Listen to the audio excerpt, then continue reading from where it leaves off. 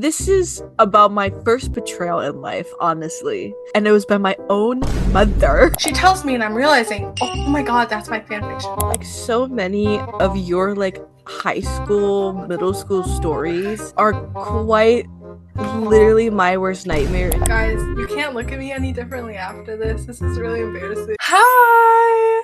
Welcome to our childhood iceberg video. Yeah. So basically, if you don't know what an iceberg is, the lower you get, the more niche or whatever it gets. Ours are childhood stories that are gonna go from not so embarrassing or just a tad embarrassing to really, really, really embarrassing as we go down. And if you want to share your stories, comment down below, like a little confession. We're confessing right now. Alright, let's get into the video. Okay, this is not that embarrassing, it was kind of embarrassing. When I was younger, I was really bad when I was staying at my aunt's house, to the point I had my own corner. Because she would watch all the kids. And so my sister stayed in a different corner, my cousin was put in a different corner, but I had my very own corner. And everybody's like, that's Hannah's corner. One time I had to eat dinner there. And no one was allowed to talk to me. Oh my god! Is this trauma dump or iceberg? Okay, your turn. My first one, it's not really that embarrassing. It's just when I think about how easily persuaded I was as a child. I'm like, oh Hannah, no. or Mac, what are you doing? So I had these friends that were my neighbors, and we were walking around the neighborhood, and there was this cat, and my friends were like, oh, if we get the cat in our house, our mom will let us keep it, but we don't want to pick the cat up. You should pick the cat up. And so me at 7, 8 was like, oh yeah, I'll pick the cat up. But of course the cat was not happy about that, so the cat scratched me up, and I went home, and my mom was like, yeah, you have to get rabies shots now. Yeah. What? You never told me this. You have rabies shots in your body? Yeah, I do. Yeah. But now if I have to get more, I only have to get 3. So.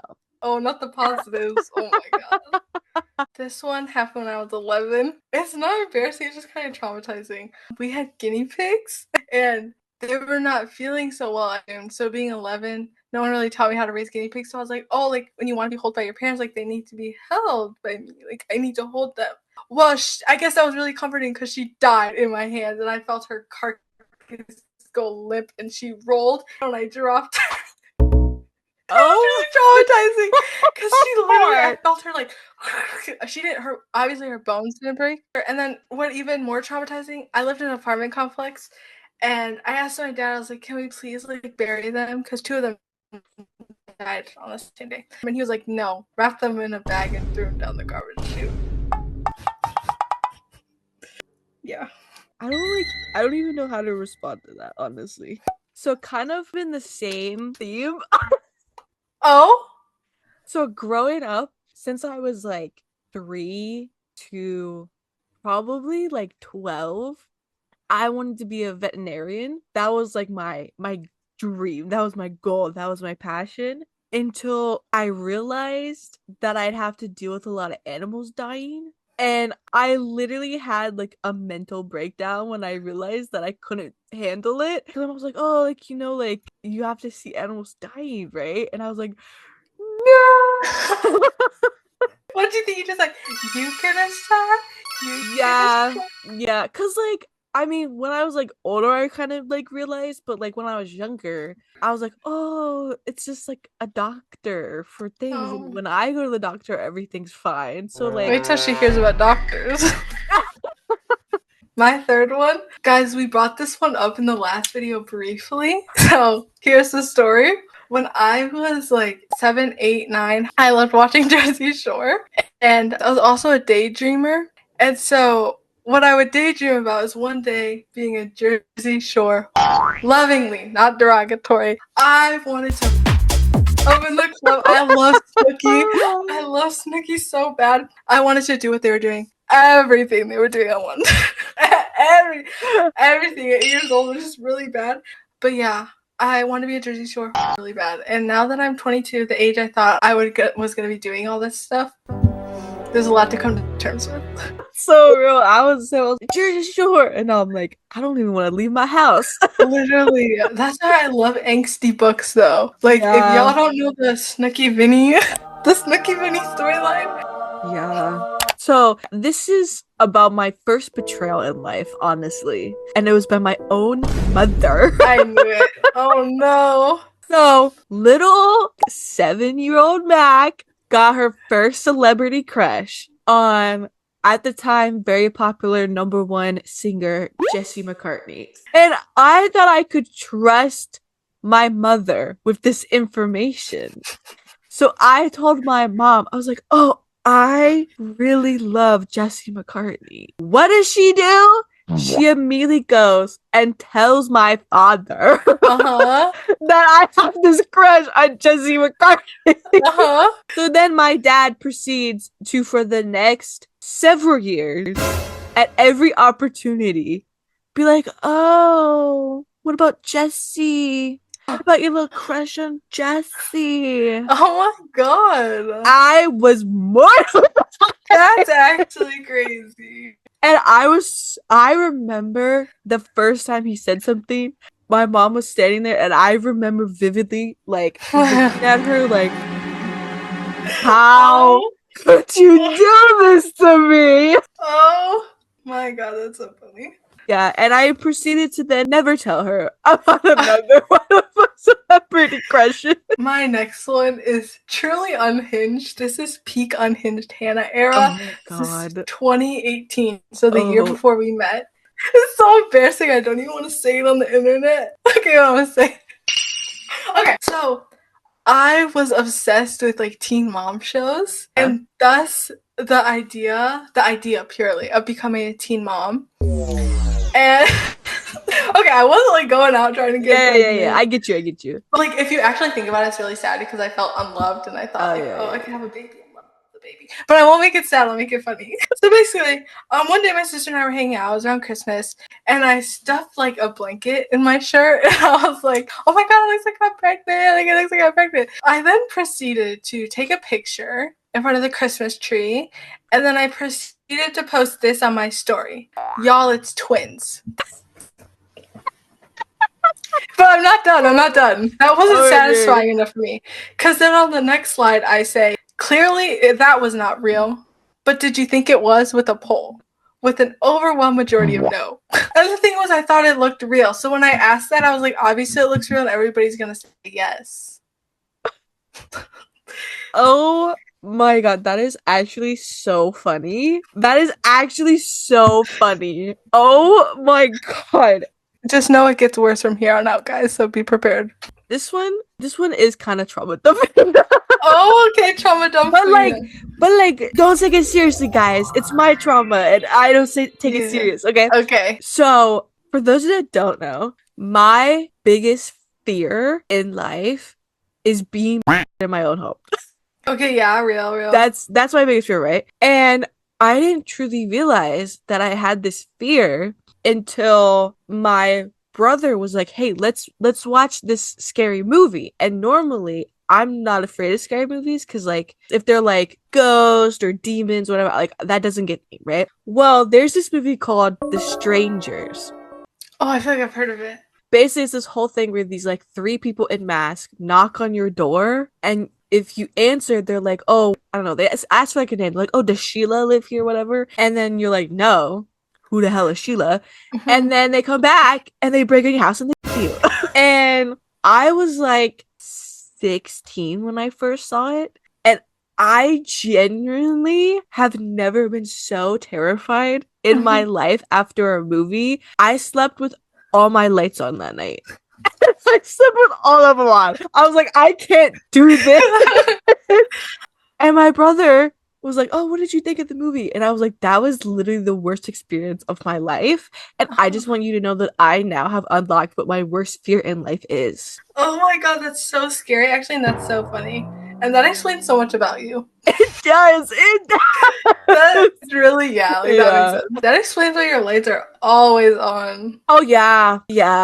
Alright, my next one. Guys, you can't look at me any differently after this. This is really embarrassing. And yeah, when I was in middle school, I was obsessed with O2L, and I wrote O2L fanfiction. Now, this fanfiction wasn't lovey-dovey romance fanfiction. This fanfiction was pretty dark. Basically, I know O2L wouldn't do this. They were bullying my main character, like, bad, like really bad. And it was just an outlet for me, guys. Like I was going through a lot, okay? Like it was an outlet for me. So mind you, I wrote this fan fiction and I didn't care who knew.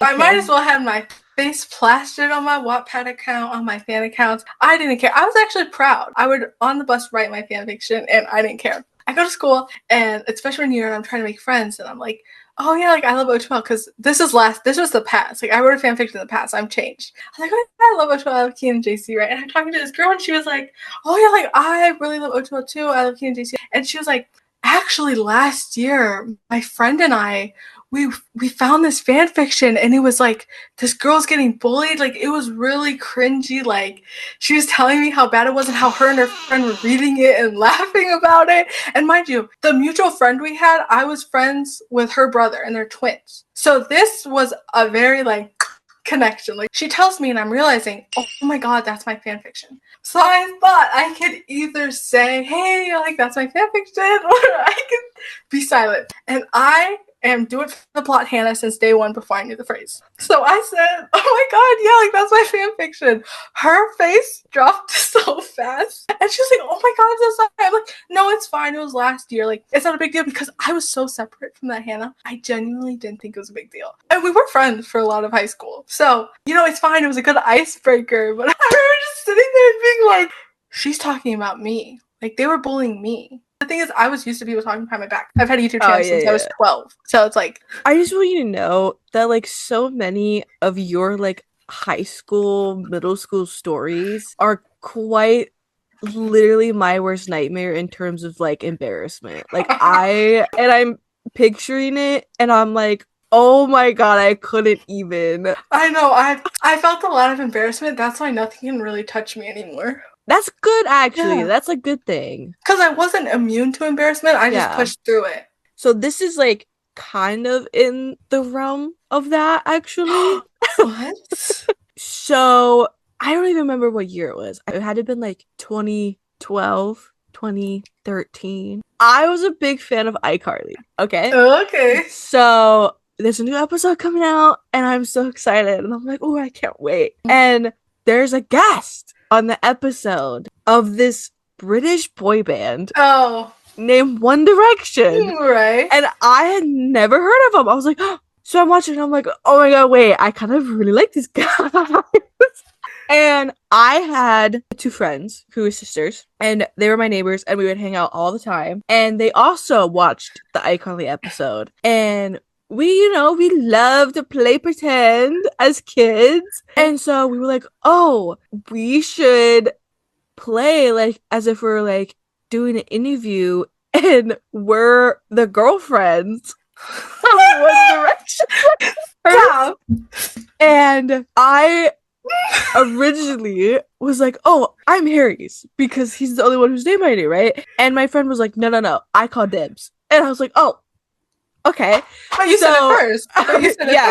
Yeah. And I was like, okay, that's fine. Because, like, he wasn't even the one that I liked the most. I was like, we need to look up their names. We need to Google their names right now. And I was like, what is the name of the one in the striped shirt? I'm so sorry. I was like, oh, okay, the giggles. And she's like, oh, his name's Lewis. And I was like, okay. So we're sitting there.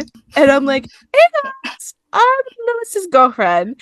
And she's like, hey guys, I'm Harry's girlfriend. And then the other sister's like, hey guys, I'm Zane's girlfriend. And as we're like having this play pretend, unbeknownst to us, my brothers are sneaking up outside the window. Oh, God. And right as I'm about to like give my whole acting monologue, they bang on the window and scare the crap out of all of us. And we literally scream. And I hear my mom laughing from the inside. I'm like, yet another betrayal. And yeah. And that was my first and last time role-playing in real life. Oh my god. Yup. And that was the start of my obsession with One Direction. Mine is kind of related, but not. Mine's really traumatizing and embarrassing. And just know that my dad retold me the story for this video. So I had to hear about it at 22. Oh, okay. Oh.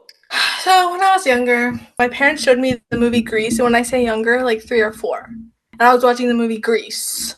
You know the movie, there's some scenes in there that maybe like a 3 and 4-year-old shouldn't be watching. My dad, he also during that time got me like a life-size Barbie. So like, 4-foot size Barbie. So, I'm younger, and when you're a kid, you see stuff on TV and you want to maybe emulate it. I go to my room, and now this is just dad's point of view or like mom's point of view, whoever was home. I think it was my mom. I'm in my room, I close the door, in the room alone with my little Barbie doll, and I decide, let me make out with my Barbie at 3 and 4, and my mom walks in. Mind you, this is a girl Barbie doll, and then when I come out to everybody years later, they're all shocked. But this is a full, long woman Barbie doll. So that happened to me, and then I had to hear about it at 22 because I asked my dad for embarrassing stories, and he delivered. He really did. That is so funny, but I feel like that is also like peak childhood story. Literally. Oh, it's so embarrassing, bro. How into it was I to not have heard? Literally. That explains why I carry a lot of shame, actually. Because my parents were Jehovah's Witnesses, by the way. Like, I probably got yelled at. They probably didn't laugh. I feel like if I was the parent, I'd have to laugh. Like, I'd have to bust a laugh and be Exactly. like, oh, okay. Exactly. This is digital footprint. Like, this is peak digital footprint. So, guys, please like the video if you enjoyed us talking. Subscribe if you want to hear more. Because we're really trying to do this YouTube thing and entertain y'all. For real. Maybe comment if you want to. If you have anything you want to share, or you just want to put a hee hee ha ha in the comment. In that comment section. And we're trying to up our Instagram game. So also follow us on there. Yeah. All right. Yeah. We'll see you guys next time. Bye. Bye. Oh, this is a